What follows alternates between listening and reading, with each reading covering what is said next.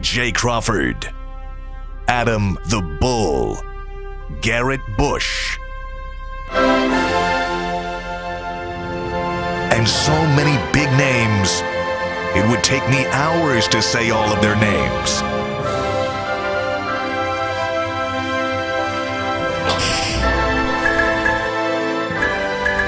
The ultimate Cleveland sports show. Booyah! What a big day! Cleveland Sports Show! This might be one of the biggest days. Outside of our launch, I feel there's something in the air today that we haven't felt before. Tell us why, because you're wearing a jacket. Yeah, I got a suit jacket on. He can't Something's move. big. Either someone died or someone's being born. My career is being born on a higher level. That's what's happening. Just don't ask him to, move. No, I can't get in the If you stance. sneeze, Bro, gonna this split. is like high-quality stuff. That's this crush. It almost looks like a smoking jacket. It is, man. I need a cigar. I celebrate. A cup of brandy? I was celebrating with Kool-Aid. I was celebrating the launch of my clothing line, and just it's already been out. But my Kool-Aid Mafia shirts have gone viral, Jay. How? Really? Yesterday, I think someone said there were 70 that were sold. There's going to be a lot more, but he's not getting all the money now. Today, we found out. I woke up to my wife screaming, running downstairs. I said, "What's going on?" She says, "Babe, you've gone viral, but for the wrong reasons." I said, "What happened?" She was like, "The Kool-Aid Mafia shirt is everywhere." If you search Kool-Aid Mafia, this comes With up. C-O-O-L? Yes. Because that's not the... It's not the Kool-Aid. Right. Look what comes up. All 6 of those are images of your T-shirt. No. These are all different websites selling my T-shirts. Is that allowed? No!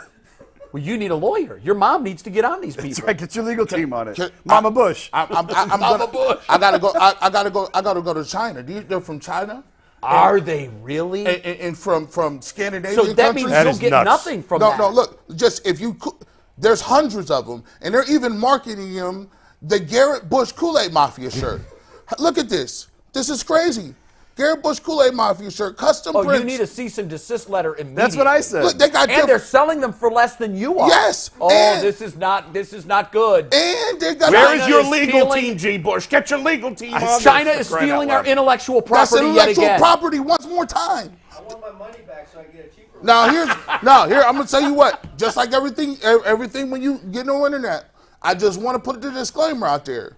I am not affiliated with any of these stores. So if you order something from these stores and you don't get it, that is you. They will not ship it. The only place you can get these shirts and you will get a tracking order has my name in the link in the description. It Here's says what would scare me. Bushline Beauty. Here's what would scare me if I were you.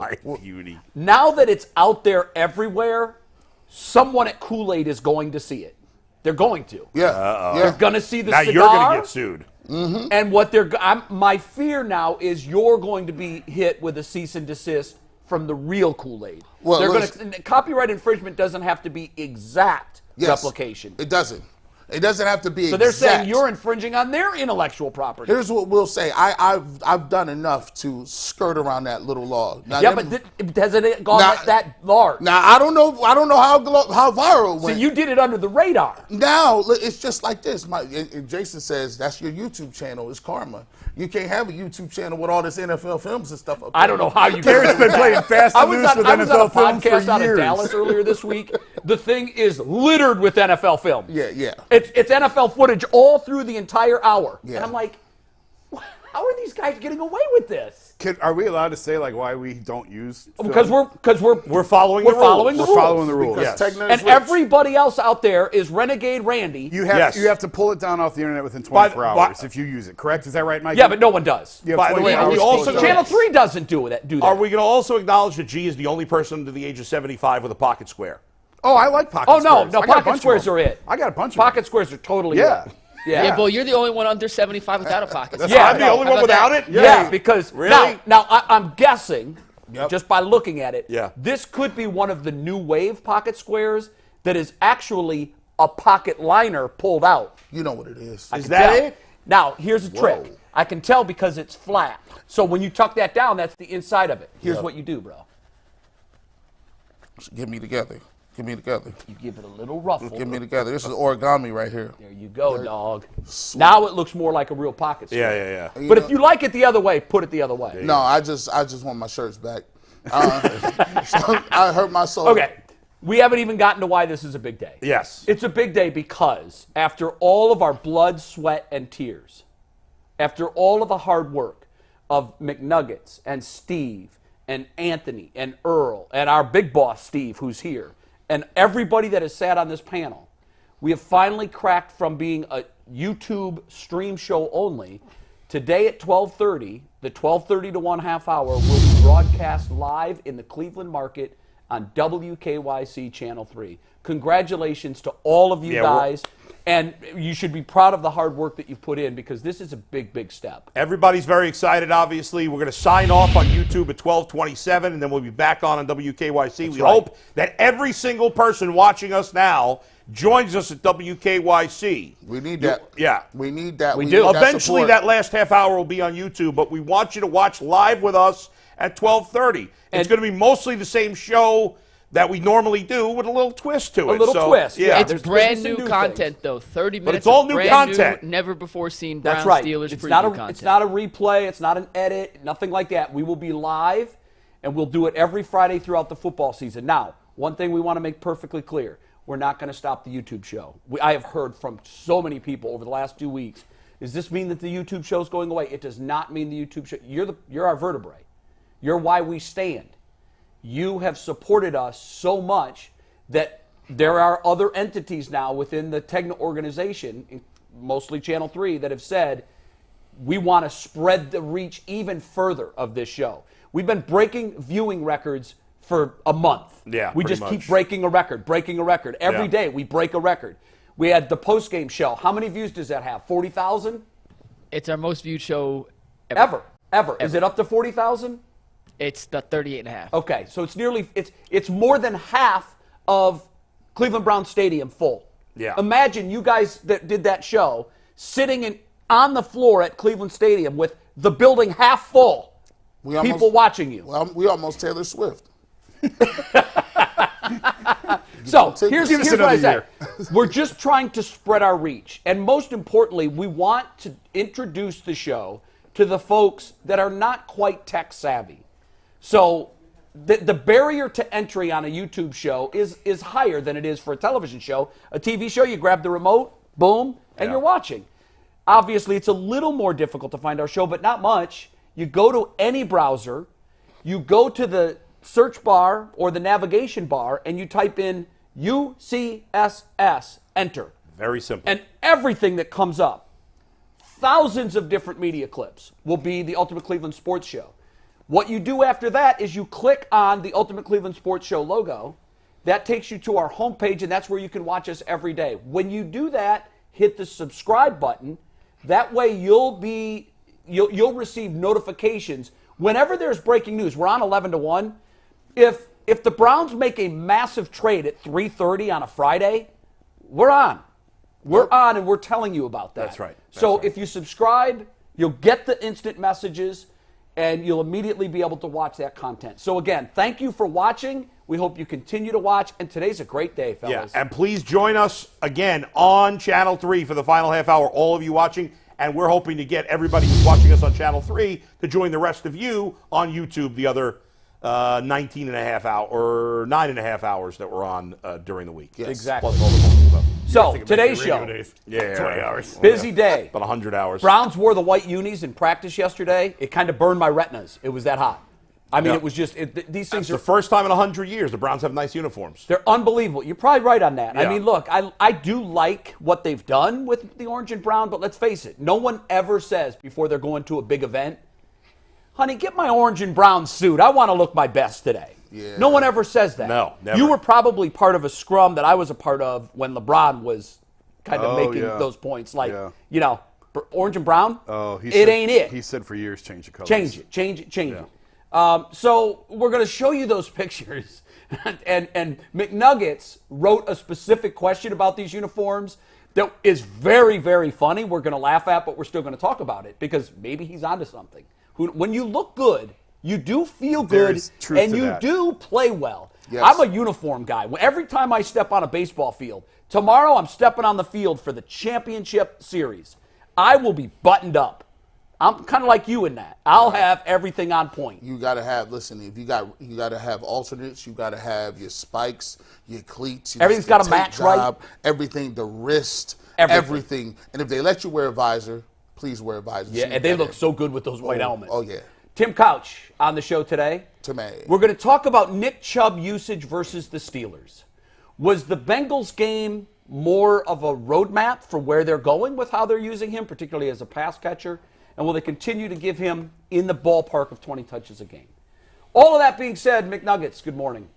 What's up, guys? Before we hop into our first topic, I want to remind everybody that you should feel empowered to care for yourself and your loved one during the unexpected. That's why Jace Medical offers Jace Case. The Jace Case provides 5 life-saving antibiotics for emergency use and gives you peace of mind. So you're not just hoping that you have access to medication in an emergency. Jace Medical makes sure you have the medication in hand. Jace Medical is simple. They handle everything from the online evaluation to licensed pharmacy medication delivery and ongoing consultation and care. Don't get caught unprepared. Save more than $360 by getting these life-saving antibiotics with Jace Medical, plus $20 off. Additionally, if you use the code LOCKEDON at checkout, that is jacemedical.com, promo code LOCKEDON. And with that, Jay, let's get into this first topic. And before we do, I have to set up what we're talking about with a few numbers. I can't wait to see these. You said yesterday these numbers are going to, quote, blow our mind. Yeah, they're pretty special, and it bodes well for the Browns on Monday night. Love it. So, the Browns' defensive line against Cincinnati was dominant. First play of the game, Za'Darius Smith gets in, crushes Joe Burrow. In total, the Browns had 17 pressures on Joe Burrow in 31 dropbacks. Was that the most in the NFL percentage-wise for week one? Percentage-wise, yes, 52%. Steve, you can take 161 here full. In context, the second most dominant defensive line in week one was the 49ers against the putrid Pittsburgh Steelers offensive line. Kenny Pickett dropped back 52 times. He was pressured 29 times. Well, that's more. My math is Percentage-wise, that's terrible. more You're than right. the Browns. My math is terrible. I already screwed that up. Yep, Yeah. there you go. That's It's all bad right. I'm math here on for the me. math stuff. Don't worry about that. You know what? I actually added that pressure rate by myself. It's the only math I did. He's just like, yeah, by myself. Everything got else that. came from PFF. What is important to note here, and Steve, you go back up one to the Steelers' offensive line grades. There is not a single matchup on the Steelers' offensive line that benefits the offensive player versus who they're going up head-to-head against on the defensive line for the Cleveland Were these Browns. total grades or were these pass rush grades? These were their pass blocking grades pass blocking grades. against the 49ers in week one. And by the way, Okafor, well, he's in concussion protocol. May not play on Monday night. He was the only person who graded over a 55. His backup, a first-round pick, Broderick Jones, who they took this year. So, well, hey, we have one of those on the line, too. Not a first-rounder. it could be a matchup, but to put this in context and take away the fact that I did my math wrong, bad job out of me. I didn't sleep last night, for the record. I have heard, been up yeah. all night. But the 49ers had 29 pressures on Kenny Pickett in 52 dropbacks. That is the most any team has put up in one single week in 14 years, according to Pro Football Focus data. 29 pressures in 52 dropbacks. Now, Mike, let me in ask you week this. one. Do you think that that's because who the 49ers are? Because they are. They're an aggressive, very, very fast defensive front. Or do you think that speaks more to they did it that much because the Steelers' offensive line, they noticed, was very, very thin? It's a mix. And part of the reason I think it's a mix is Kenny Pickett. He's a mobile quarterback. He's got a little movement, but they didn't blitz a ton. They got a lot of pressure. They did it with 4 down guys. sets. They have Nick Bosa, Drake Jackson. Do you guys know who Drake Jackson is? Yeah. Well, he had 3 sacks in the opener. He's tied with T.J. Watt for the Tremendous. league lead. They also have Javon Hargrave and Eric Armstead. Their defensive line is in the same realm as the Browns when it comes to talent. You could say one's better or worse, but they're in the same realm. What do you guys say There to is that? no excuse I for the would take Browns the not to Niners. put I would Kenny take the Pickett. Niners, Yeah. but slightly. So, but it's fair. In the same Niners realm. D-line? Yeah. Yeah. No. Those names are. Either way, I like same them. realm of disruption. ahead, Mike. What's the There point? is no way, on paper, barring the 10 personnel protection schemes, Yeah. that the Steelers should have any chance to block this Browns defensive line. See, There's but a that's 0% the problem. chance. Is Yeah. football's not played on paper. Yes, everything points to the Browns dominating this game. If you look at what happened in Week 1. Sure. But as we all know, all the time in football, things happen, and you're like, well, how did that happen? Right. I didn't expect that to happen. Well, the trend about the 17-point winners and losers that meet Exactly. the next week. You know, 57% of the losers win. Guys play poorly one week, they play well the next week. Sometimes you can't even figure out why that happens. Sure. You know, in my mind, I'm like, well, I'm expecting the Browns to dominate. I think we're all expecting the Browns to Right. play well. I think we're all expecting the Browns to win. You can't But guarantee it. there's no guarantees here in life. Football more than anything, from week to week, all the time things will point to one thing, and it'll be like, well, this is so obvious. This is going to be a low-scoring game, or whatever it may be. The Browns' D-line will dominate. They dominated last week against a much better opponent. Why wouldn't they dominate this week? Mm-hmm. And yes, I am, just like most people, expecting that to happen. But to say it's a guarantee, certainly based on one game, is ludicrous. No, yeah, of course, nothing is guaranteed. I think what Mike's trying to point out is the fact that, like, look, we knew the Steelers' offensive line wasn't very good last year, and now here's more proof. You see the way that the Browns dominated the Bengals last week, and the Bengals, I think you would agree, have a better offensive line with the Steelers. So it's all lining up well. It is. You know, I'm going to spin this just a half rotation because Tyvus put something in our chat last night that I thought was really interesting. I didn't really think about it. I was half watching the game last night, Eagles-Vikings game last night, and the Eagles were just running right at the middle of the Minnesota's defense. And why is that? Who was missing off of the Vikings' defensive line? He's in a Za'Darius Browns Smith and uniform Dalvin now. Tomlinson, Yeah, both of them. both of them. And you see that. Now, like, that to me is just as much evidence, and I'll now bring that back to the Browns. Like, they're in Cleveland now. And I mentioned it earlier. We saw it on the first play of the game last week. First play, first snap, 3-step drop, Za'Darius Smith gets there. The Bengals, they gashed them a couple. They had one drive where they found some room in the middle of the defensive line. But I guess in watching the game last night and seeing what Minnesota was missing against Philly further verified what we saw last week against Pittsburgh, if that makes sense, and the additions that the Browns brought over from Minnesota. So when you wrap it all together, I hear what Bull's saying. I agree with Mike. It should go this way. It doesn't mean it's going to. Right. Everything but it is should pointing go to that. this way. Yeah. It should. Yeah. Philly ran for over 200 last night. Oh, they smoked them. I mean, and you're right. I didn't think about it until the text, but I did, and I think someone said in our group, I think I'm watching the Browns against the Falcons last year. Oh, yeah. I mean, they were just, they Not knew just the what they were Falcons. going to do. The And Chargers. Minnesota- Like, I could go on. But especially the Falcons. Falcons. I mean, the Falcons was as egregious Yeah. of a defensive effort and lack of adjustment as I've ever seen. Well, they just kept saying We're gonna run. I don't know that there was much of an adjustment to make. The Browns didn't have any talent to stop it. So You got to be able to do something. Well, They didn't what? change What could they anything. have done? Well, load the box. Do something. they did. They didn't. They didn't. That was they the didn't have problem. 8 guys in the They- box. They didn't change anything. See, this is why, you know, when you talk about the roster and things, it cuts both ways. So last year, when you looked at the roster, I was like, "What? You're going to go into the season with that? This is your line?"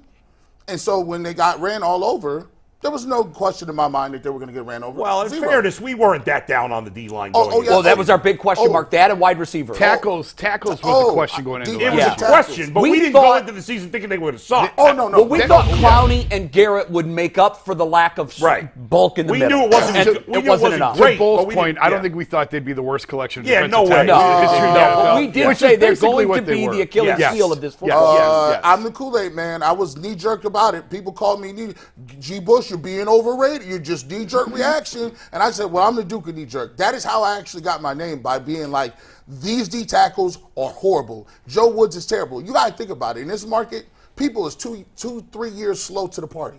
Joe Woods, true. Hey, Joe Woods, give him some time. Bro, Joe Woods was terrible to start with.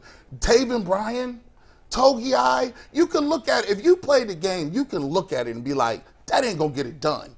Look, DeQuell even said, DeQuell had to just be like, yeah, this ain't going to get it. That's terrible. They need to get rid of him, and him. So when I look at it, One of the hymns was JOK. Hey, guess what? They had to put him in a camp. They sent him to a camp and work with him. Now, here's the thing.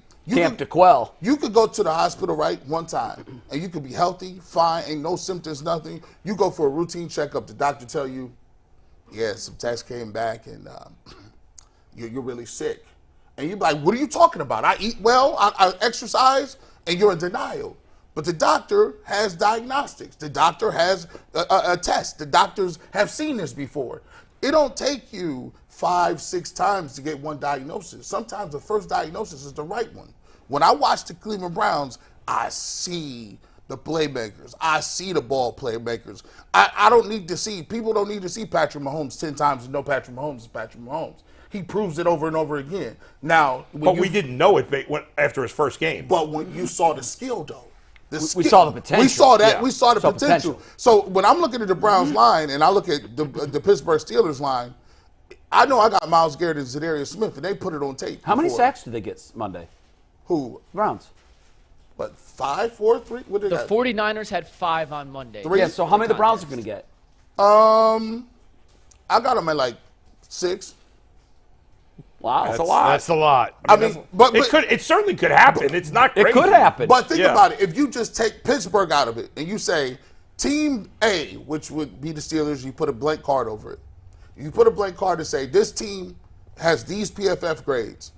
Yeah, we can't judge a team based on 1 week of PFF grades. Okay. That's well, not. When you say that. this team, Yeah. the grades, and guess what? This is how many sacks they Also, gave though, up. those grades were against the bar. Okay. They were against the 49ers. And then look at it and say they have a second-year quarterback who didn't start all his first year and has been shaky in his career.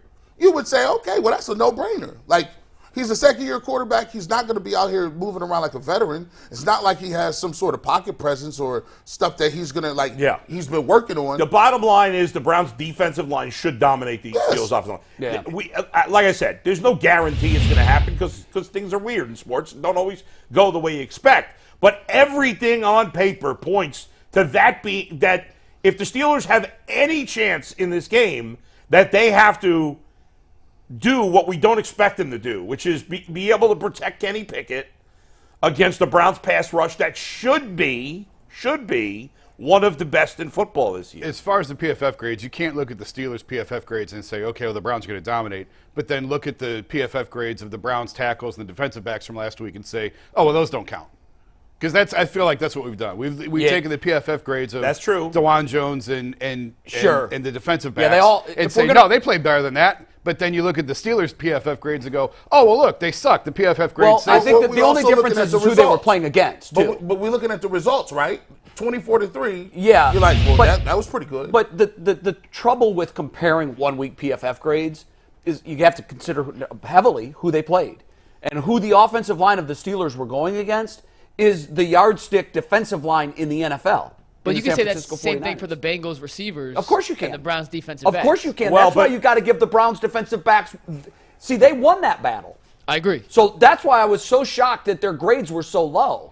I just But- dismiss PFF. I don't put as much stock in PFF. Yeah, as you know everybody what? else does. Here's what I'm doing. I know that for the offensive linemen, that's really what we have. Yeah. That's What that's else you what we got? have. Yeah. In your eyes. You know, how many times did he get blown up and give up a sack? How many holding penalties did he have? But I really look at the PFF grades I give it a half a grain of salt, and that's it. It's because I know it's all we have as a yardstick, but a lot of times we have sat up here and we've shown grades and we're like, what?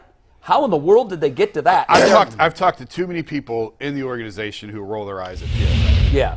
Doesn't mean they're right. What is this? Well, they're this the one- organization but- has no credibility. Well, No, they've the reached this pinnacle in The their career. organization knows what they're trying to get done. PFF doesn't. They're not the best run team in town. Yeah. Or in What the was league. their assignment on But that yeah, play? only the team knows what they were trying Okay, to but do. they on use that play. analytics same as PFF does. Maybe it's a different formula. But they all again, use something similar. PFF doesn't know what the play call was. That's PFF fair. doesn't know what the assignments were. Right. Only It's the not a team does. perfect I- science. We get it. It's not. I get that, but you can tell. See, I told you about it with Tyvus.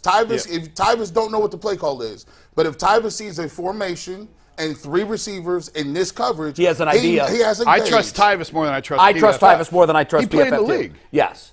Well, do we know I- guys there didn't play in the league? I don't know. They have you guys. know what? I Bruce don't know Gra- how they do it and who Yeah. does it. Bruce Gradkowski is for PFF. He was a quarterback. Yeah, and I Okay. will say in terms of the Steelers' PFF grades, when you have information that confirms what you already thought, then you believe it more, You right? do, Like, yeah. I thought coming into the season that the Steelers had a bad offensive line. They had a bad offensive line last year. I thought it would be bad again this year. So against the Niners, they played poorly. Well, I'm going to buy into that. Right. No, I got it. You know, now I get you.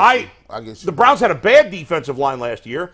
I think it's going to be good this year. What I saw in week 1 backed up what I thought about Exactly. it. I still need to see it a little more before we're sure it's 49ers quality. And that's why ultimately I put the 49ers ahead for now because they have more of a track record. Right. But what I saw from the Browns week 1 and what I believe I'll see from the Browns going forward It's right there. makes me believe it's going to be right there. I as we go agree further with in the that. I season. can understand where Jason's coming from. Yeah. It's just one piece of the It's one- puzzle. that's right. Like, you can't take it in totality like it's the end all It's be all. everything, yeah. It's just a part of evaluation. And Mikey, to answer your original question, I'll give my answer now. And first, I'll say what Bull said. These are guesses. Nobody knows. We're just judging based on what we saw from Pittsburgh in week 1. That's right. What we saw from Cleveland in week 1. And a lot of times, I try to give educated guesses. I try to go deeper and look at trends and stats and everything else. There was one stat that I found that I think is really a home run number. It's going to blow your guys' mind. And it's going to lead to my second point in this discussion. The Pittsburgh Steelers are the only NFL team that has not recorded a 400-yard game on offense since the start of the 2021 season. All of 21, Right. all of 22, and one game of 35 20. games. Here's what's stunning about that.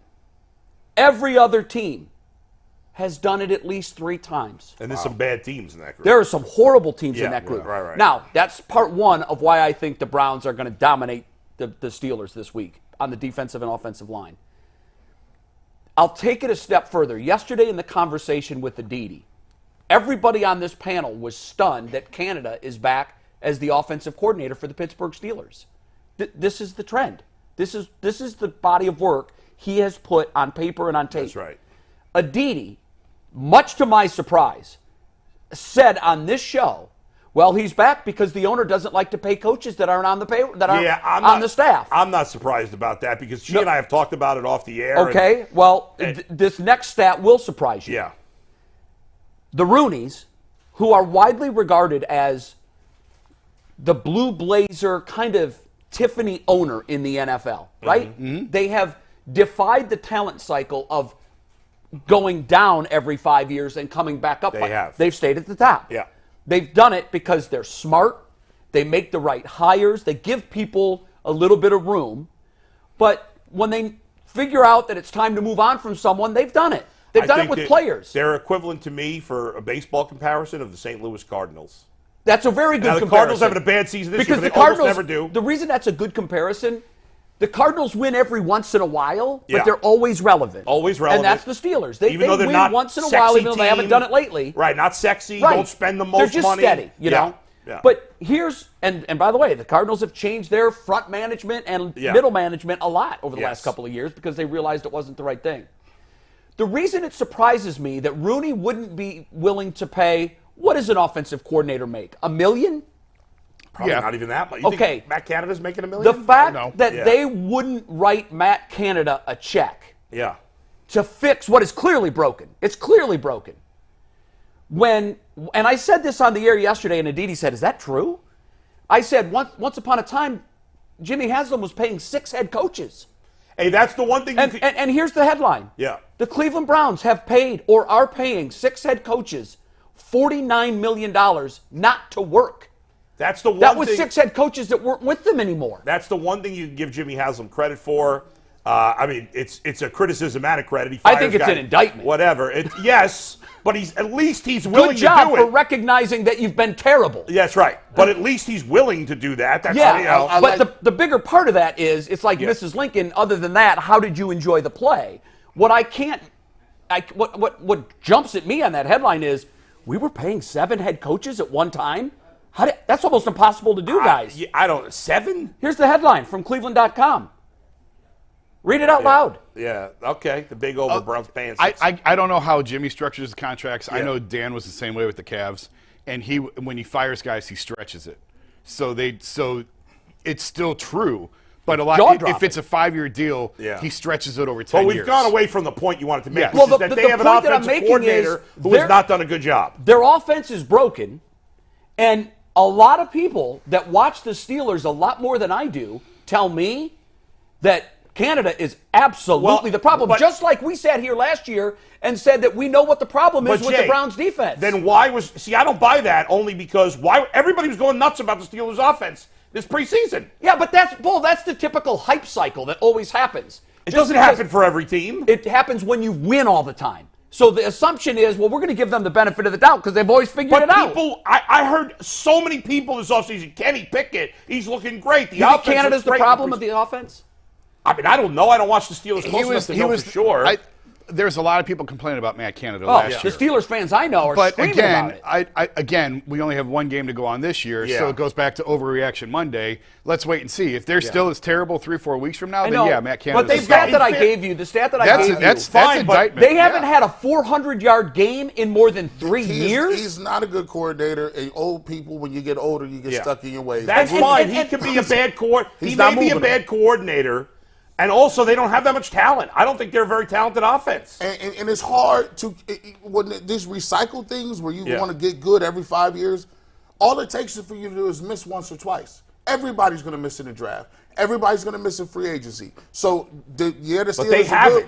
But they have missed. They traditionally haven't. Yeah. But if they miss on Kenny Pickett, that's when it. That's right. And that's why I say, you say, well, they don't have any talent. Well, if we go on track record, they always have talent. They always draft well. That's why they're never at the bottom of the talent cycle. Right, they have talent on defense. I think their talent is way overrated Here's on what's offense. amazing to me. They haven't had a 400-yard game in 3 years, but they've never been under 500. It is. Well, so that speaks to their talent on defense. They're good so defensively. I think all of those points that I make give me a pretty comfortable feeling going into Monday. Yeah. I don't think they're going to get 400 yards on this Browns defense. I don't think this is the week. I don't think this is isn't that the week. streak, guys. No, but and Mikey, so what do the you got? Browns have to do what they need to do on offense, and it should be a win. Mikey.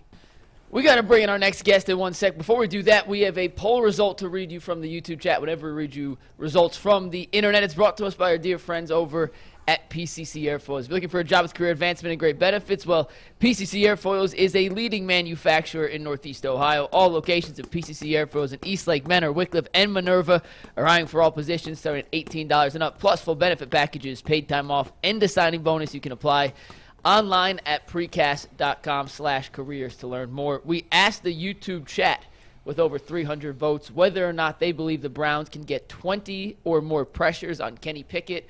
The 49ers had 29 in week 1.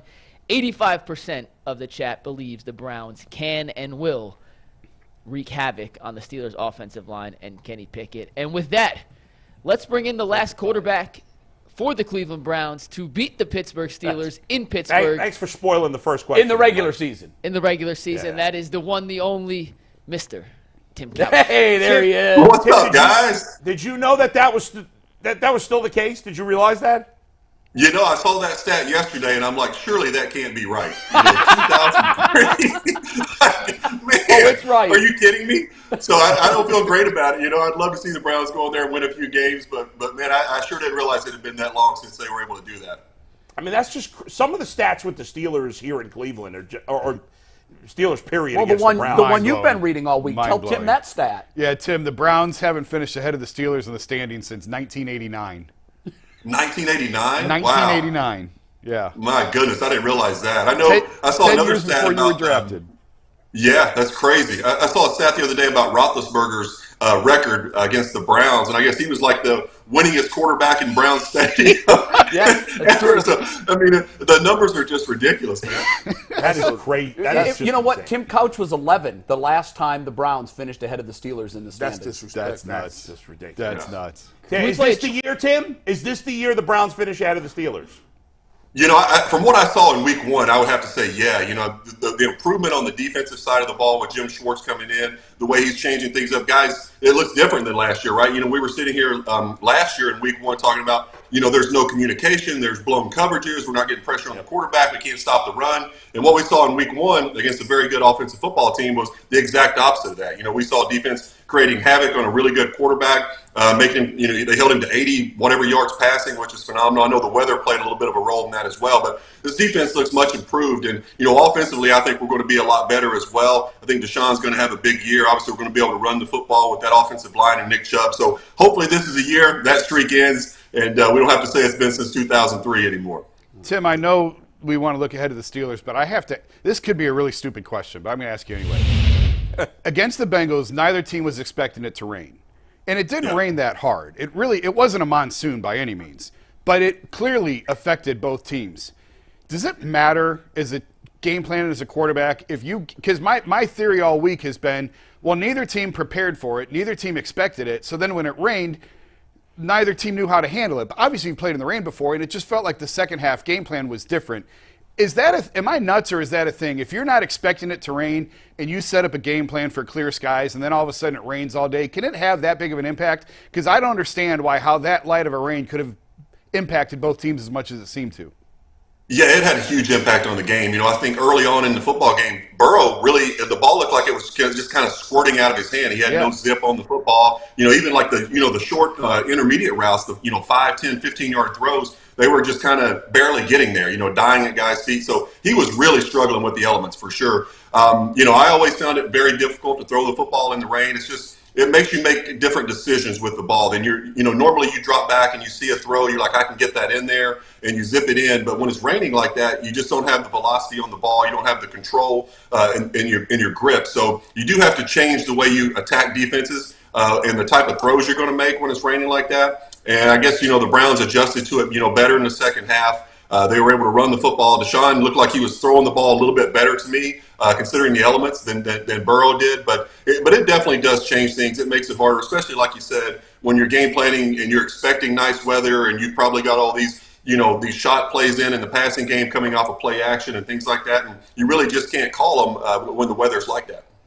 Tim, when you are playing and the football is wet, can you kind of describe the difference between a wet ball and a dry ball? There are a lot of guys that have talked about the ball being heavy. Do the referees swap those out, and how often do they swap those out in order, I guess, to get a new ball that's dry, or do they just let it ride out? Yeah, they try to keep it as dry as possible. The biggest problem I always found when it's raining like that is, you're under center. And, your center's been on the ground, his pants are soaking wet, he's been blocking people, been rolling on the ground in the mud. You got your hands under there, so your hands are covered, in rain and sweat and everything else. And then he snaps you the wet ball. And, just dropping back, you're just trying to flip the ball around, trying to find a dry spot to get a grip on it. But, I think the biggest thing is when it's wet like that, you have a tendency to grip the ball a little tighter, which is obviously it's probably the thing you want to do the least because it makes the ball squirt out of your hand, but you just want to grip it tighter because it feels wet. But, you really kind of want to loosen your grip a little bit. I always try to drop my thumb down a little lower on the ball just to get a little bit more control on the backside of the football. But it's tough, it definitely changes the way you approach the game, and you got to think about a lot more things as a quarterback, and it certainly affects you. But there's things you can do. In practice we used to do wet ball drills where we would take a bucket out there and just dip the ball in the bucket and then snap it to the quarterback, and you just try to get used to throwing that way. So it's part of the game, and it makes it tough, and we saw both of the quarterbacks be pretty affected by it. Tim, this is they're all big games. But this one's huge because obviously it's a division game. They're coming off a win. They'd love to bounce to 2-0. But it's also big for Deshaun Watson for another reason. We tended to write off the 6 games last year that were clearly well below average as, well, he was playing in Jacoby's offense. and they had geared it more for Jacoby, and he kind of handed it off to Deshaun, and clearly they're two different kinds of players. But then this year, we saw the same numbers, very similar numbers that he put up last year. Nothing eye-popping, around 150 yards passing, which is where he's tended to be more than not. And we said, well, it was wet. So, if the track is clean and the weather is clear in Pittsburgh, here we go. You don't have Right. either of those as an excuse. How big is this game for Deshaun Watson? I think that's a great point, Jay. I think it's a huge game for him and his confidence and for the team's confidence in him. I think, from everything I heard and saw this offseason through OTAs and training camp, Deshaun looks like a different player. I think he's got a much better command of the offense. His accuracy has come back. It almost seems like he's got his legs back underneath him from, being out of the game for a couple years. So this is a big game. I don't want to judge him too hard after that week 1 performance because we saw it affect what I think is, maybe probably a top 2 or 3 quarterback in the league, and Joe Burrow could barely throw the football. So I don't want to be too harsh on Deshaun in that game, and really want to see him, like you said, Jay, in some better elements. Hopefully it's better weather in Pittsburgh on Monday night, and we can see what this Deshaun Watson this year is really going to look like. But I think it's absolutely a huge game for him. He needs to get some confidence and get this offense rolling and start getting those explosive plays back into this offense to go along with that great running game. Tim, if you took 2 years off, what would be the last thing to come back as a quarterback? And the reason I ask is because I went back and watched. I was at the game, I was in the press box, but then I went back and watched some of the films of it. It just looked like Deshaun was just late processing things. He was late throwing to Marquise Goodwin. He didn't see guys who were wide. It felt to me like he just didn't see guys who were wide open. And I'm just wondering if the mental processing is the first thing to come back or the last thing to come back. If you took that much time off as a quarterback, what's the last thing you would get back? I think it would be the speed of the game. I think you make a great point. I think, going through practice and, trying to simulate a game is just not realistic. You can't really simulate the speed at which the game is played at when it's, regular season. And, I think that's probably the last thing to come back is how quickly you got to make these decisions and how quickly you got to get rid of the football and throw the ball with anticipation and those kind of things. And, when you've been out of the game for a couple of years and you come back and, the last thing you want to do is go out there and make mistakes and turn the football over. So you have a tendency to probably hold on to the ball a little bit too long to make sure the guy's going to be open, instead of saying, I know this is where my read is taking me. I know my guy's going to be breaking into this window. I got to anticipate that throw and let it go. And it seems like, just like you said, it seems to me like that as well. Deshaun is maybe holding on to it just a tick too long before he's letting it go. So I think, just getting that trust back in yourself and trust in the receivers and trust in the system that you believe what you see pretty much is what I'm trying to say. Your feet and your arm and your eyes are all believing what you're seeing, and you're just going back and you're playing free and you're cutting it loose. And, we haven't seen that yet, and that's probably the last thing to come back. So that's what I want to see on Monday night is, the old Deshaun Watson that we saw when he was with the Texans, who was just out there slinging it around, putting up huge numbers.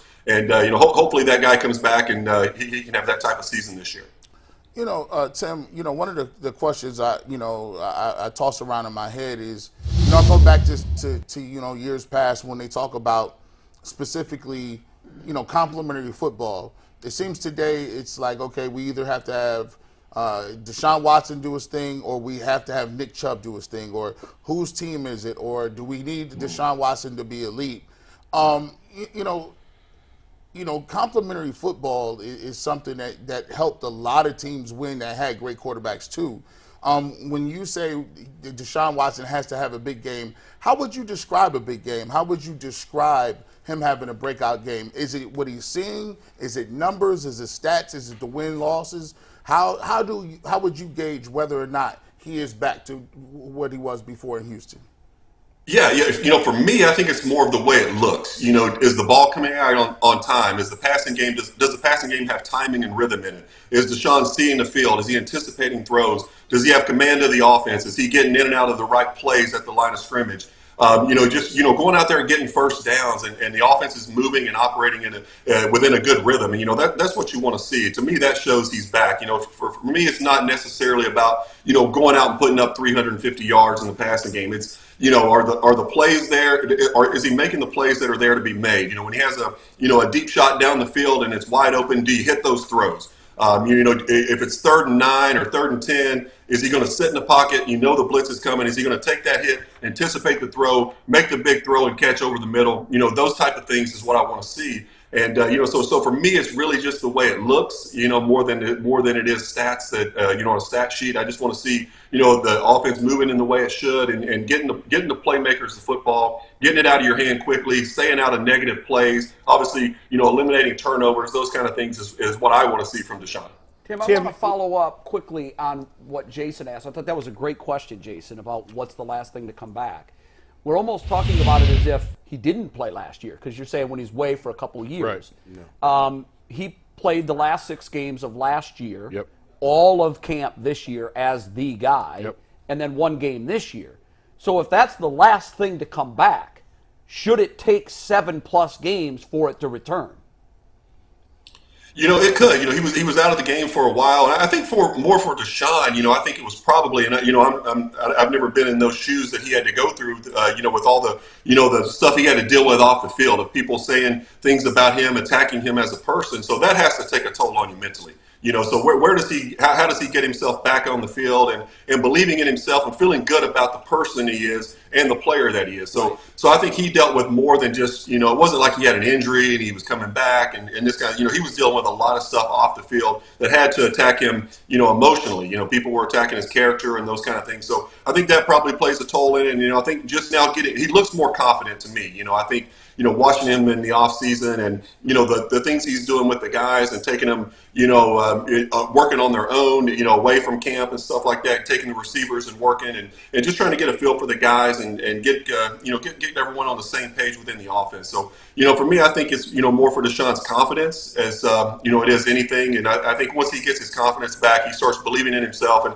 I think that comes with going out and performing well. When you perform well, everyone starts to believe in you again and you start to feel like your old self. So he just needs to go out and have a big game against Pittsburgh. And, what better way to do that on a Monday night? Everyone's watching. You got the biggest stage, in the regular season, a big Monday night game against a division rival. So it'd be a great time for Deshaun to go out and gain that confidence back.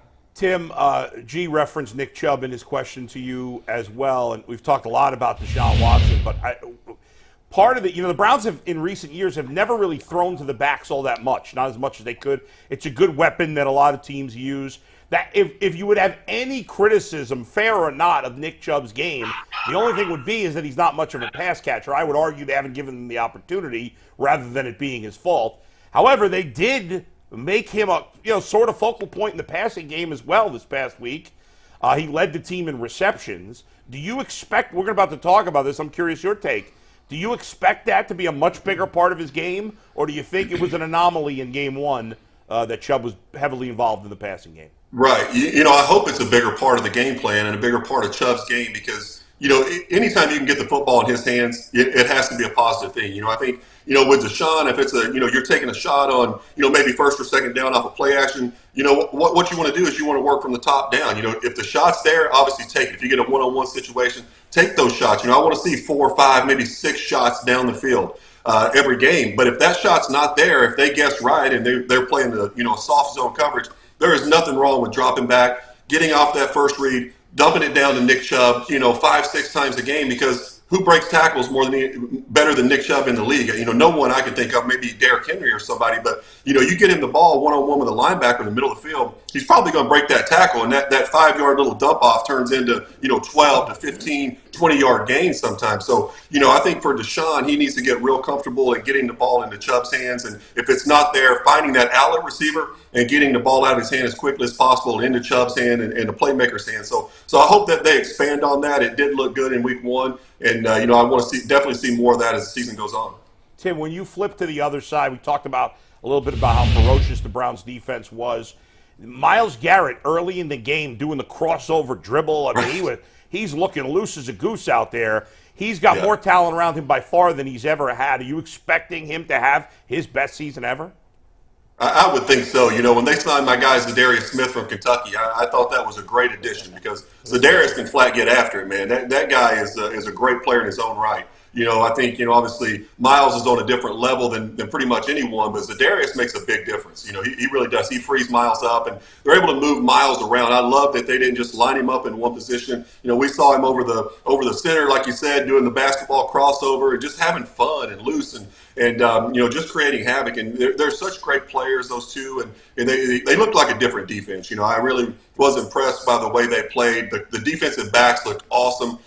Cincinnati obviously has some great playmakers at wide receiver. They were all in those guys' faces. They weren't scared to get beat. They were jumping routes. They were breaking up passes. It just looked really good from the front end to the back end of that defense. I thought the play calls were good. The timing on the blitzes were good. They were getting pressure on Joe. It just looked great, man, and I'm excited to see what they do with it in week 2 against another divisional opponent. So, but I think this, from what I've seen so far, it's a much improved unit.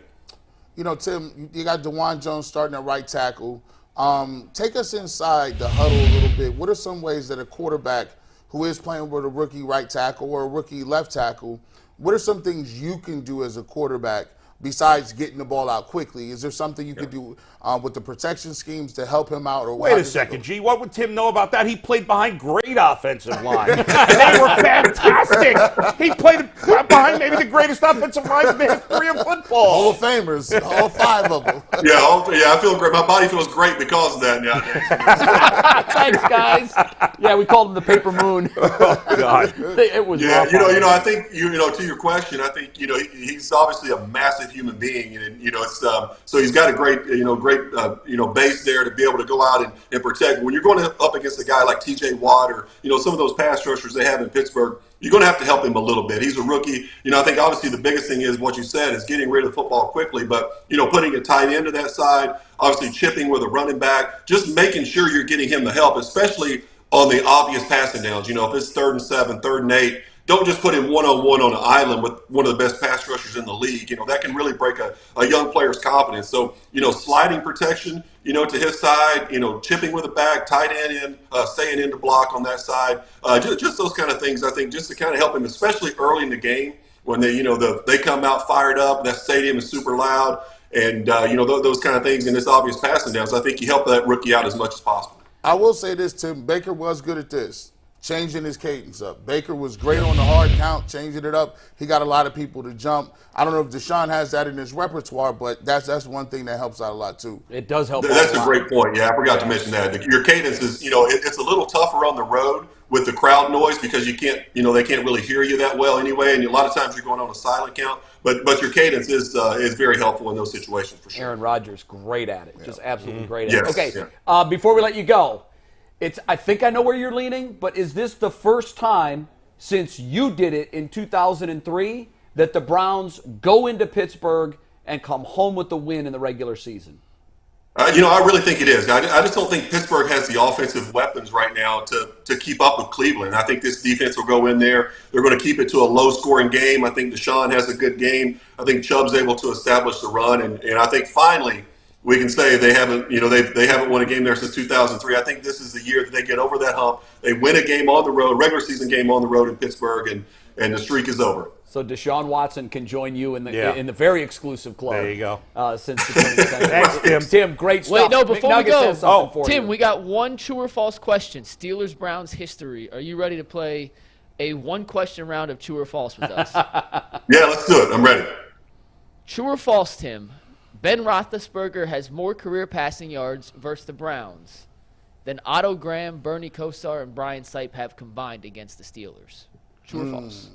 Ooh, God, I'm going to have to say false on that one. Tim?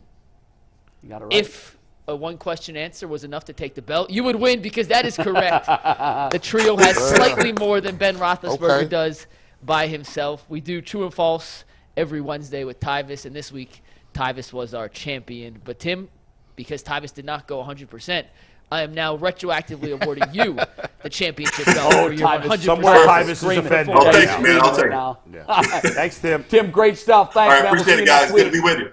Yep, enjoy Sounds the game. good. Thanks, guys. Welcome back. You know what's sad about that question, McNuggets, is that we actually You got to think about it. You for a got to minute. think about It's it. very close. I mean, I told you Yeah. guys the exact numbers on Wednesday. It is very close. Yeah. Guys, there's something very important that we need to discuss for a minute, and I'm not joking. I'm really serious here. The Browns, the Steelers represent The Browns have been in misery for 30 years, essentially. They have. And the Steelers, more than any team in football, represent that misery. Because the Steelers have not only beaten the Browns more than any other team during this 30-year stretch, but they've humiliated the Browns. Sure. Time and time and time again, not only by beating them and beating them up on the scoreboard, but by beating them up physically. How many times... Kicking the punter in the face.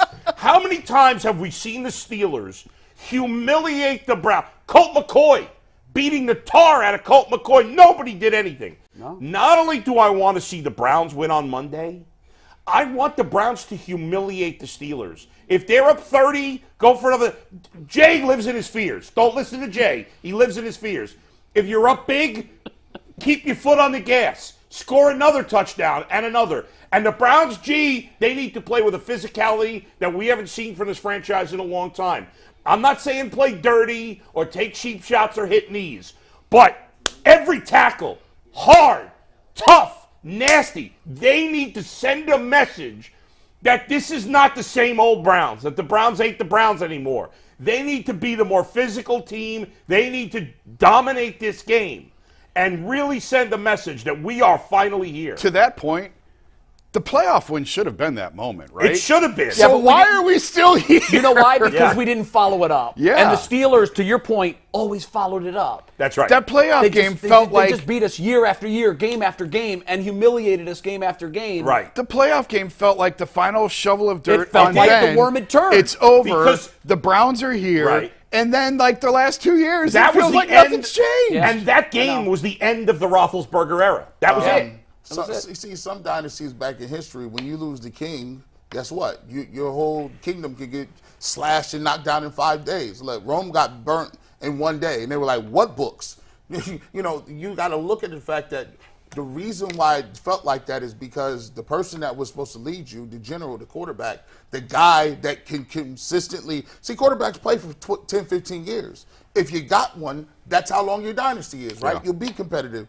But ours stopped right at that point because we didn't have the quarterback anymore. We were the confused. coach, too. And you need the coach, The too. coach is the same guy. So And both let's just lockstep. erase what happened the last 2 seasons, and let's just pick up where we left off after the playoff win. And I hope, and to your point, that happens on defense. That mentality comes That's from 100%, defense. yes. And with Joe Woods, it just felt like we were daisy picking defense. Yeah. With Greg Williams, it didn't feel like that. No. Greg Williams felt like we want to bash these guys to the dirt. We want to bury them in the ground. You can't play when you play defense. I'm sorry, maybe it may work somewhere else. I just haven't seen it yet. Playing defense is a mindset. It's an an attitude. It's a way of life. I don't like nice guys on defense. You can't be no nice guy and shaking hands and kissing babies and all that other stuff. Is Myles too nice? No, Myles Garrett is nasty enough. Like Myles Garrett is good, but what you brought was somebody in Za'Darius Smith. Tim Couch just said That had the dog in him. he wants to compete at that same level. See, everybody else is going to bow to Myles Garrett. He's going to tell Myles Garrett, "Oh, you got to compete with me because I want them sacks too. I'm not looking for you to make plays.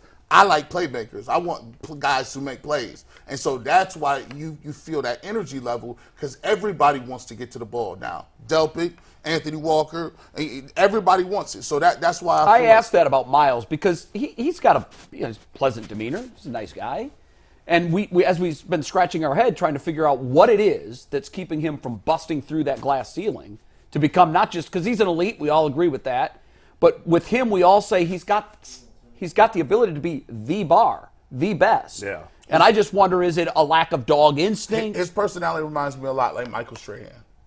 Right. Michael Strahan's not a really mean guy. No. Heck, he's on Good Morning America. Warren Sapp was mean. He's mean. Yeah. He was mean. But he needs to be meaner. Myles, they all need to be meaner. Yeah, I want him to play to angry. see Steelers players. I know some people are going to cringe when they say this. I don't give a you-know-what. I need Steelers players to leave the game and need help to get off the field. Make all the cringe faces you want. I don't want anybody disabled or hurt permanently. Kick their behind. Roger Goodell Let's on line do it. one. Let's go. Roger Let's Goodell go. on line So one. Stop it. The Browns have been soft for 30 years. It's enough. They got to send the message. In the aftermath Bull. This goes right to what you were saying. I thought you were done. I didn't mean to cut you off on that all last right. rant. He was on a But roll. You should have let him go. I thought he was done. He took a deep breath. I can't. Well, he's got to breathe at some point. What you guys don't know is this box that sits right in front of us. I actually know. can't see Bull I know. without like. So He Bull, took a I breath. sincerely apologize. It's all right. He But cuts I had everybody off. You're fine. What I try had not to add to. to this, I try and not this is Jay. Remember I told you I had a stat that was going to blow your mind earlier? yes. Well, in my bad math, I forgot to mention the stat that I was talking about. Okay. The difference, and PFF grades granted, we understand not everything.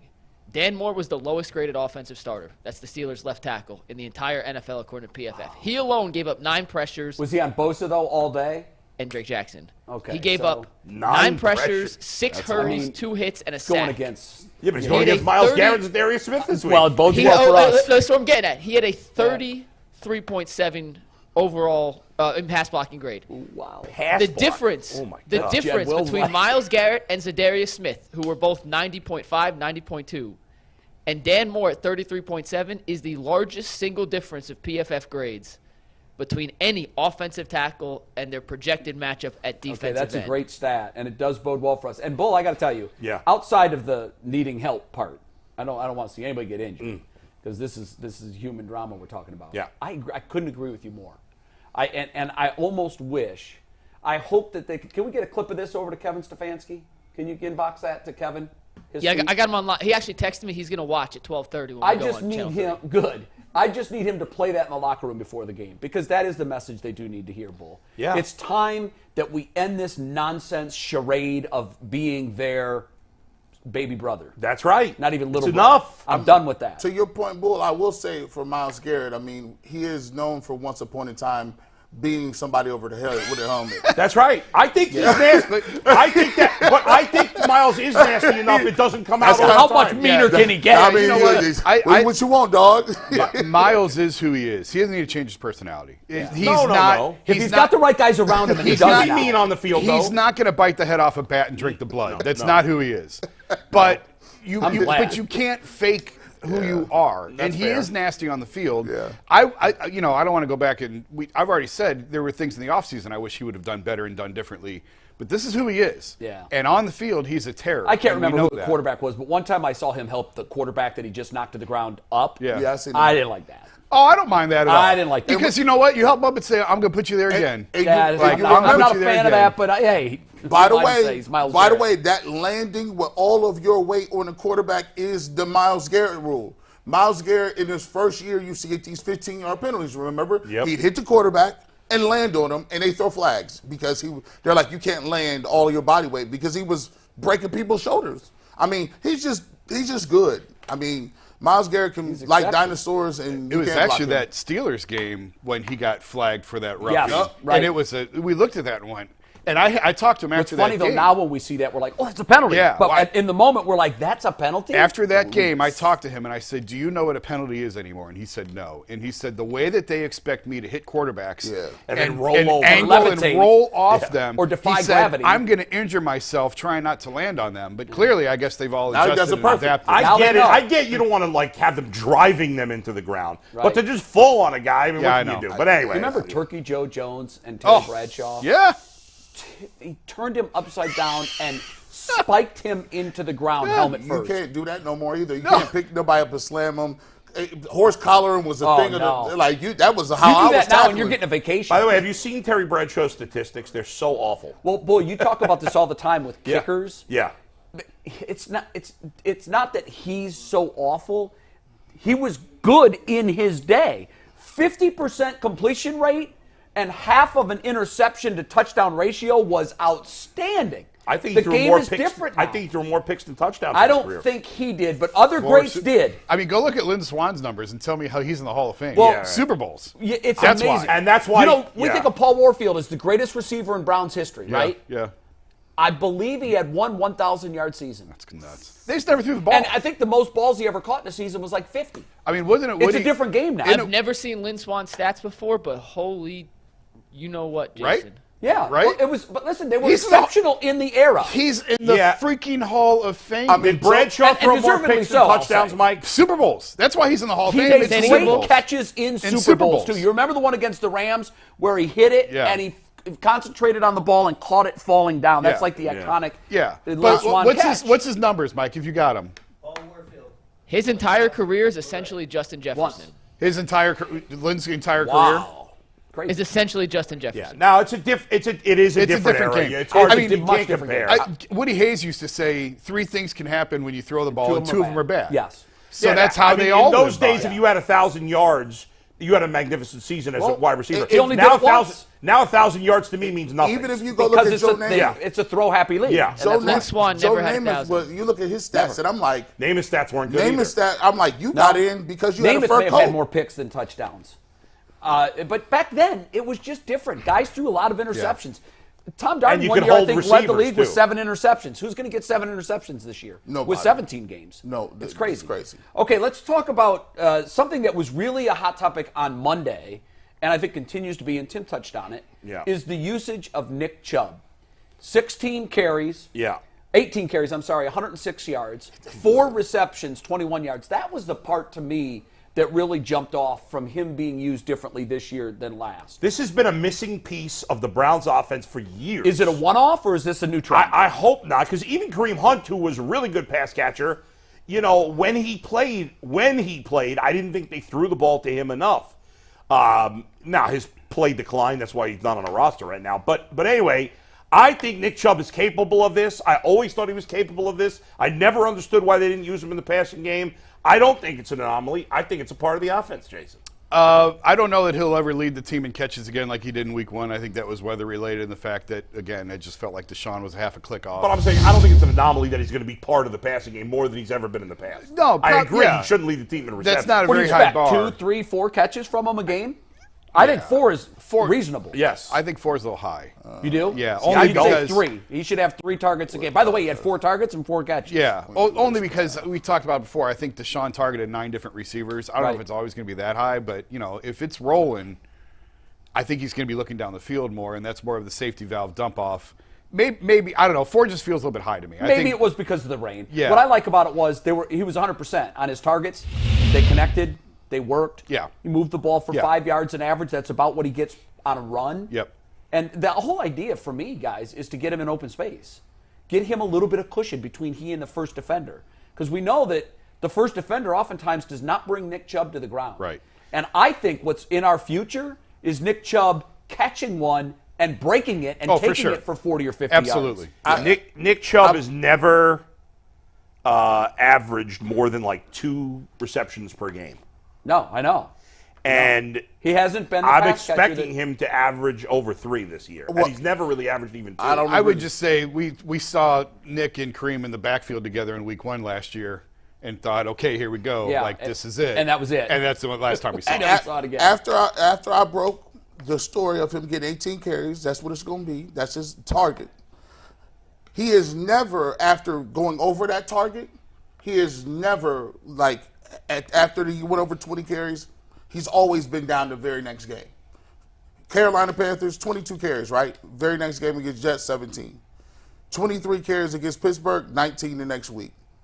Then he but goes from- 19's still a lot. That's still, But it's down. But remember, It's down 20%. overall, we're looking at overall now. I know, but we don't know that that's done on purpose. I think I do. It could be the way the game You know went. what, Paul? That's a good point because I Yeah. have surmised for a while, Yeah. and maybe wrongly so, and if so, I apologize. It's just my opinion, and one of the things that I think I've seen. I think it was you that said there are some sort of analytics out there that suggest that after he has touched it 17 times, his production goes down. 20. I think it's 20. Okay, I need to see that Yeah. because first of all, it's happened very, very No, rarely. Nathan but the other Za'Darius thing told- to me is he gets stronger as the game goes on. yeah. Nathan Za'Darius himself said it was 18 carries that he gets weaker after. And going back to the Okay, stats, then that tells me if Nathan's saying it, he's getting It's inside getting directly information from the team. Yeah. And I have said all along, I think that's coming from DePodesta. I think it's some sort of number he's cooked up that tells us that he's not as good after 18, so let's not go over 18. So- and I think that's nonsense. after he had 23, he had 19, then 17, then 12, then 16. Then he got to 23 again. Yeah. And then he had 11 and 14 the next 2 games. I just don't think that proves anything, G. We yeah, have to how look did those at the games game. play out? Right, Maybe yeah. they were down big and they needed to pass I them. also think this year is not comparable. You've talked about this team is way better. This team is not comparable to any of those other teams. He's got they are in right now. If Deshaun Watson's the real deal, then they can win the Super Bowl this year. They've had no chance to win a Super Bowl. Why would you waste his carries? What they want to do is have a lead in the fourth quarter and then let him run his wheels off. That's right. Give it to him in the fourth quarter, pound on a defense, run out the clock. Well, that was the formula Sunday. Yeah, and that'll be the formula anytime they're heading the fourth quarter. Well, listen, I get that they want to, have a formula, but my formula is if I got Nick Chubb, I'm going to use him as much as I can. And see, I like that. Here's the Nick Chubb. What you talking about? Who is the Browns' best player? Nick Chubb. Nick Chubb. Okay. I did a commentary on Channel 3 on Friday before the season opener. And the thread of the commentary was very simple. This isn't hard, folks. Who is the best player on the team? It's Nick Chubb. You don't have to be an NFL executive to figure that out. What gives you the best chance of winning week in and week out? Letting your best player do what he does as much as you possibly can. So I begged on Friday before the season opener, please, let's see Nick Chubb like we've never seen him before. And I stand by that. This is our chance, Bull. Our window is now. Absolutely. Let's not stick this guy in a gold jacket in Canton without having an opportunity of ever played in a Super Bowl. And I think it's the year to take the reins off. For multiple reasons. Use them. To that point, I do believe in the past that I know the Za'Darius stat, but I do think that they've also limited his carries in an attempt to try and lengthen the peak of his career, the prime of his career. We've had the discussion, people don't want to hear it, this very well could be his last year in a Browns uniform. They touched every contract to restructure. They restructured every big number contract except his. There's a reason for that. I understand. But I'm just saying, there's a chance that this could be his last year. Run the wheels off. So to your point, I'm with you on that. I don't think that there's some magic number of 20 carries wins you a game. I think that's nonsense. I do too. But I do think we are in the year. This is the season. Use him as much as you need to use him to get where you want to go. There's no more saving him for another day. After I did the thing on Channel 3, I got an email from someone, so what's your number? And I said, there is none. Whatever it takes. There is no number. Stop putting a number on it. For this year, I agree with that. Whatever it takes. If he needs 25 touches a game, 30 touches a game, I know how strong he is. I've seen the video. And the difference between the Bengals and the Browns, both quarterbacks played terrible. The defense for the Bengals was good in the first half. The difference in the game was Nick Chubb is better than Joe Mixon. It is what it is. Oh, that's not even close. He's real. So he got you those yards when you couldn't get him from nowhere else, and Deshaun looked like he looked. That's the difference between him and everybody else. Just use him. We'll be okay. Thank you. I mean, we're in lockstep. I'm not worried about it this year. I'm really not. I think they're going to use him differently. I think I haven't had as much complaint. You and I both have not complained about his usage as much as they have. I want more Nick Chubb. A lot of those games, it was just the way the game went. There's going to be games where he's not going to get a lot of carries because of just the way the game is going. That's going to happen. Look, and the Browns have been blown out a lot in games, and in games where they're blown out, where he's not part of the passing game, he's not going to run the ball as much. And to your point, there have been a handful of games, and I can count them on one hand since his arrival, where it's pretty obvious right off the bat, everything the defense is doing is to stop him. Mm-hmm. I remember a game where he had 11 rushes and 16 yards. The Colts it wasn't working. There was a game in Baltimore. They had 9 and 10 in the box. Yeah. And so now here's the beauty of what we have now compared to what we had then. Yeah. Now we have a secondary runner that can run the football. We have a quarterback who theoretically. And you have a quarterback who's an elite quarterback who can find receivers downfield. And before the other teams were saying, your quarterback doesn't scare us at all, we're putting every ounce of energy we have into making sure 24 doesn't beat us because he's your best player. And that's why there's no comparison. Yeah, so that will happen. And we all can kind of recognize that in the moment. It's not working today.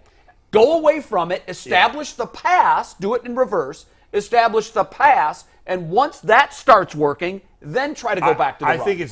I don't think we can compare, I don't think we should look at numbers in the past. In terms of Nick Chubb, it's a different team. It's a different time. This is the first time they go into a season with a franchise caliber quarterback starting the year. It's the first time they legitimately have a chance to win a Super Bowl in 30 years. I've heard a lot of Super Bowl talk after we beat Pittsburgh in the playoffs. And let's face it, we well, all did. but you didn't. They almost beat Kansas City in the playoffs, so we were saying we're not far away. No, I wasn't saying that. AFC title game. A lot of people were saying that. Oh, good for those people. Yeah. They were wrong. Yeah. I was never saying that because I never thought you could win a Super Bowl with Baker. And I thought he was decent in the beginning, but I never thought you could win a Super Bowl with Baker. I think he can with Deshaun, and that's it. I mean, that's the bottom line. So the training wheels You may not have thought that, but the talk was not they were not far off an AFC title nationally, game appearance. people were saying Yeah. the Browns are close. Yeah. I mean, they went to Kansas City and almost beat the Chiefs. You know, and I think that had a lot of people thinking, okay. But the interesting thing about that is those people were stupid because they didn't beat the Well, Chiefs, they're and they were ultimately wrong. stupid because they were wrong. Ultimately, they were wrong. stupid because they were wrong. However, that team wasn't good enough to win a Super Bowl. Your assumption is that, well, we can do it now because we've got an elite quarterback. And if I'm wrong, then you'll tell me I was stupid and I was wrong. Fine. I don't think. No, but I happen to think you're right. But what I'm saying is, one of your assumptions in your grand conclusion is that we have that elite quarterback right now. That is the bridge that people have to see built before they walk across it. One more thing to close the loop on the Nick Chubb. I said it all last year, and everybody thought I was nuts. And I think the farther we get from last year, the more it's looking like I was right. They punted on last season.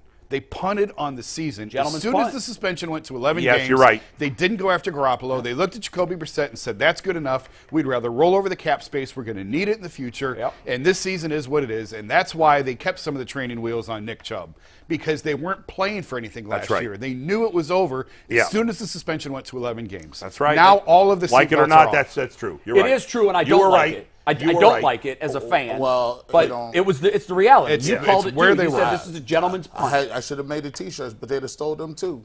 Gentleman's punt. Coming up in Japan. A lot of people in China would be wearing those right now. In Azerbaijan. Mike, you got some business to take care of before we move on. I do have some business to take care of. We have one final break before we make our TV debut, so I got to get a couple reads in here to make sure we meet our sponsorship requirements. Some quality stalling there by you, Mike. Yeah, I'm trying to pull up the Jace Medical read. I don't have that memorized yet. So I hope not. Give me a sec. That's a long one. But while I do that, let's talk some helmets. I'm going to read Super Chats. We're talking helmets next. But first and foremost, guys, in 15 minutes, we make our Channel 3 debut upstairs. If you can, please tune in. It's going to be awesome. We are so excited. It's brand new content. You have not seen anything that we are doing on the YouTube channel. We'll post it on YouTube later, but make sure you guys tune in. We have a couple Super Chats real quick. Justin Trimble says, Bull, you sound like Ray Lewis out there hyping up the Browns. Yeah! As they get ready for their game against the Steelers. Halim Yusuf says, I got a Kool-Aid Mafia hoodie a couple days ago. Nice. Let's double down, support G even more. And if you can't watch on Channel 3 because you don't live in the Cleveland market, you can watch on the WKYC app. Just go to the App Store on your phone, download WKYC, and from there you can watch live. Every view counts, so we appreciate you guys. And while you're at it, if you need any medical medical help, check out Jace Medical. Everyone should be empowered to care for themselves and their loved ones during the unexpected. That's why Jace Medical offers Jace Case. The Jace Case provides 5 life-saving antibiotics for emergency use, giving you peace of mind so that you're not just hoping to have access to medication in the case of an emergency. Jace Medical makes sure you have the right medication in hand. Jace Medical is simple. They handle everything from online evaluation to licensed pharmacy, medication delivery, and ongoing consultation and care. Don't get caught unprepared. Save more than $360 by getting these life-saving antibiotics with Jace Medical, plus an additional 20% off if you use the code LOCKEDON at checkout. That's JASEmedical.com, promo Locked On. Let's go. Are we excited about these uniforms, by the way? Oh, come on, man. Just put them on the screen. And these are the best uniforms the Browns have ever had. I thank you older guys. For coming around and being in this century. Usually, generally speaking, you people don't like flavor. I like flavor. I ain't that much older than That's you, racist. I'm sorry, that's racist. You people. You people. You people generally don't like flavor. You hit me with age and race discrimination. Wow, bro. There was 3 in 1. It was so many things. I'm glad y'all supported this because listen, if y'all don't support it, we might get none of that. I want my colors back. People do not play about the Browns' colors. They do not play about uniforms. I thought. I mean, these helmets are so awesome. The Them is uniforms are cold. great. Looks Them a little is like the cold. Miami Hurricanes from the distance. Are we wearing the white cleats Top. too? You know, Oh, they I got the thought all the same whites. thing when I first flash looked at it yesterday when Miami Yeah. wears the green pants and then the all-white tops. It does a little bit look like that, but man, are they? I prefer the white pants, white shirt, white helmet, black visor, Star Wars That's what I'm talking Stormtrooper about. look. He even co-signing the visor. I love it. Tinted windows. We love it. Tinted windows. The joints So are this is tinted. McNuggets' question. Are you ready for this? I stand by this, and I will defend this. I know to the you death. do. So the Browns. Can if they ever lose wearing the white helmet? That was answer's no. McNuggets' Impossible. legitimate question. No, it's not a legitimate question. No, it's legitimate for him. Now, do you mean it's physically impossible for them to lose the game, or do you mean if they lose wearing these uniforms, they can't bring them back out because it's humiliating?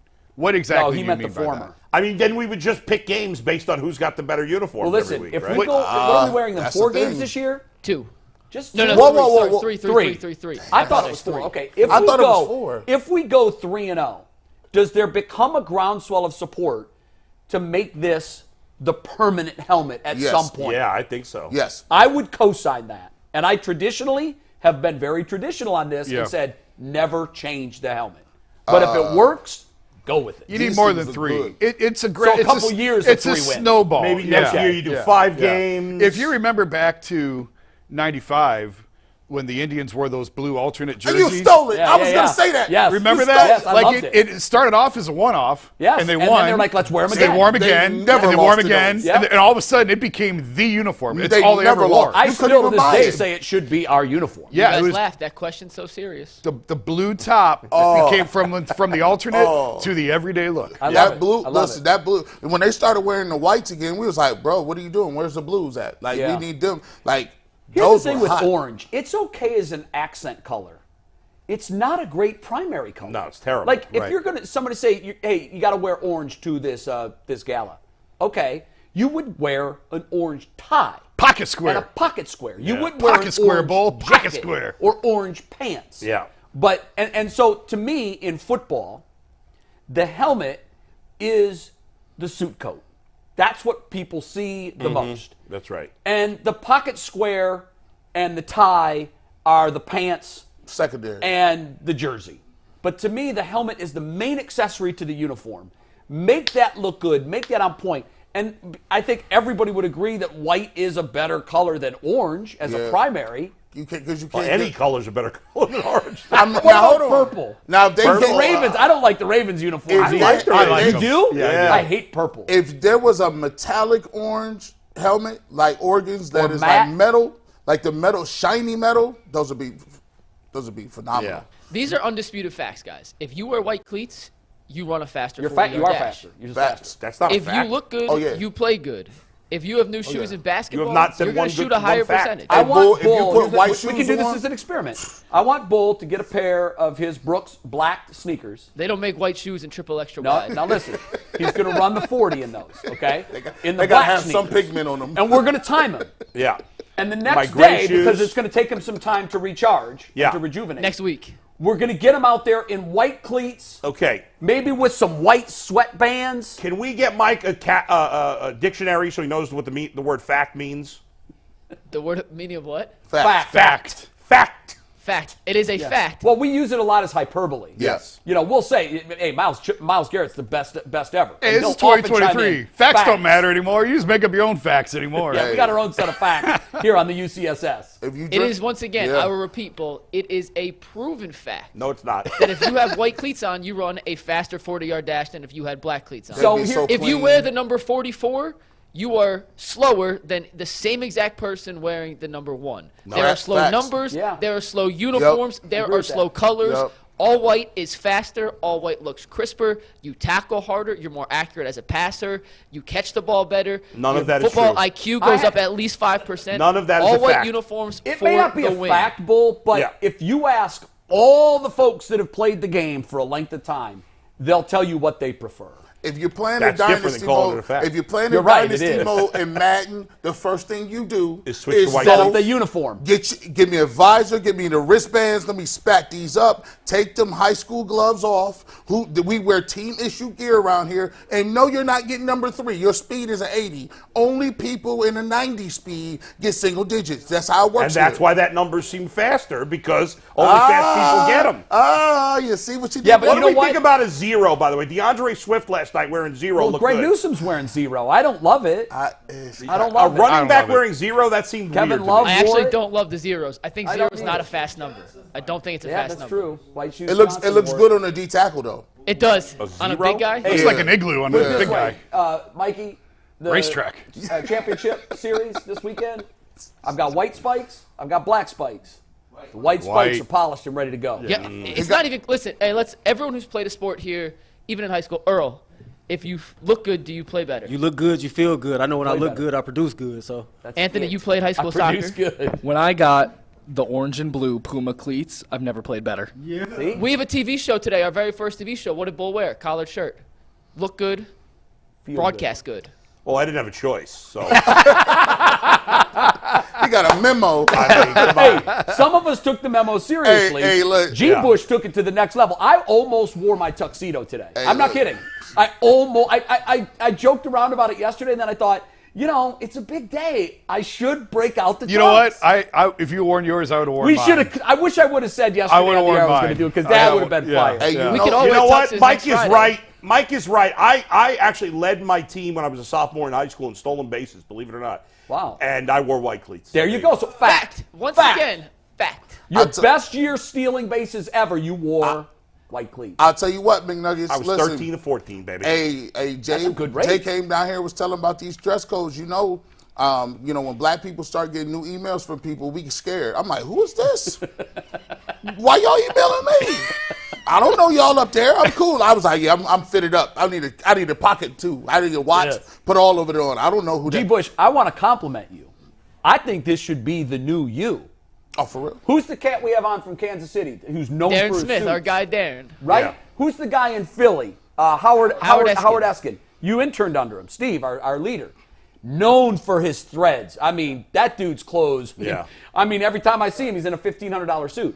This look for you, G, this sort of Hugh Hefner smoking jacket. I think he needs a distinguished cigar, look. though. Yeah, we're not allowed to smoke in here. Or maybe a pipe. Hey, G, can you put a Kool-Aid packet in your pocket square? Hey, but here's Dude, wait a minute. What, Mike? Someone in the chat mentioned it, but G, put a Kool-Aid packet That's in a your good pocket idea. square. That's a great trademark. Oh, no. Can we get a close-up of that? That is a great idea. Oh, that is nice. See, man, what y'all didn't know, man, I didn't have enough money to pull this off back in the day, if you know what I mean. This is a layaway. I put this in a layaway in January. I got all kind of suit jackets right now. That is fake news. That back to school special. That is fake news. I got Up the Sears. Yeah, and listen, Up the Sears, get some tough skins and a suit coat. Hey, I'm gonna put 25 on this. Don't you put that layaway back. I got everything I need for school in here. You gonna see all kind of suit jackets coming up. You got to make sure you hit your layaway payment, or they're going to put it back. I had that when we were kids. Hey, I did too. When I was we one were of kids, 5, bro. My mom put all my Christmas presents in layaway. Yeah, I was one of 5. My folks lived on layaway. And that layaway, whoo. Hey, there's something you learn a lot growing up that way. Yeah, you in sure my do. view, Yeah. you learn the value of the dollar. All right, so the white uniforms, check. You said Can't lose. You had said something to me that said you had something else that you wanted to get to. The top 5. Top 5. Do you want to No, do we that don't now? have Yeah, time. I'll We do have it no in 30 time. seconds. 30 seconds, no graphics. The 5 games to watch on Sunday that aren't a Browns game because they play Right. Monday night. Number 5, the Chargers at the Titans. That has weird ending written all over it. Terrible. Seattle at Detroit. Seattle coming off a loss. Detroit coming off a big win. I'm calling the Seahawks upset. We have a Ravens-Bengals AFC North Division matchup. Yeah. The Bengals at home against the 1-0 Ravens. The Dolphins versus the Patriots. The Patriots have owned Tua. Tua has owned the Patriots, excuse me. Yeah. Bill Belichick's defense looked good. Number 1 game to watch, though, Chiefs at the Jaguars. Yeah. 2 big games, or 2 big teams, 2 AFC contenders. What don't game? like the Chargers What's our Titans. local game? Do we know? I'm Probably not sure the what it Bengals, is. Ravens. I don't know. Probably Bengals Ravens. You're right. We Go got to just a Channel couple of 3 seconds right to now. Put it promote on. this. We're going to be on there in about 3 minutes. Yeah, so you got a little bit of time. You can also download the WKYC Plus app. We will see you on Channel 3.